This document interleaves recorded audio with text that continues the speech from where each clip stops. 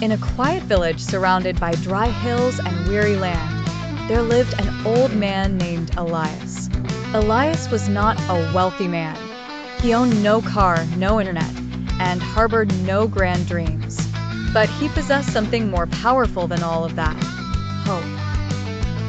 Every morning, Elias would climb a dusty hill, carrying a small bag in his hand. What was in the bag? Just some tree seeds. No one paid any attention. The villagers laughed, saying, "Why plant trees? The land is dead." Elias would only smile and say, "One day it won't be." Years passed, and Elias continued to plant trees in silence. No one helped him. No one cared. Rain was rare. Some seeds did not sprout. But Elias continued planting. He would talk to the soil, water what he could, and whisper to the wind, saying, "I'm not planting trees, I'm planting hope." After 10 years, something strange happened. That dry hill, which was once brown and cracked, began to show patches of green. Little trees began to grow. Birds returned.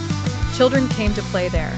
People started to whisper, "Is this because of Elias?" But Elias said nothing.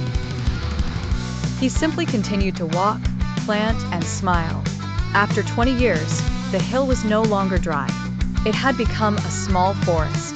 The village, which had once laughed at Elias, now walked under the shade of his trees. Cool breezes blew, water returned to the land, and the soil was alive once more. Elias had grown old. He was slower, yet he still planted. One morning, a small child followed him and asked, "Why did you keep planting, even though no one believed you?" Elias looked at him and said, "Because I believed. If I waited for others, nothing would change. But if I started alone, maybe everything would change." Elias left quietly under the shade of the trees he planted with his own hands. But the village did not forget him. They named the hill after him, Hill of Hope. And every year, children come to plant a tree, just as Elias did. No one laughs now. Instead, they remember the man who changed everything, not with money, not with power, but with patience, faith, and a handful of seeds.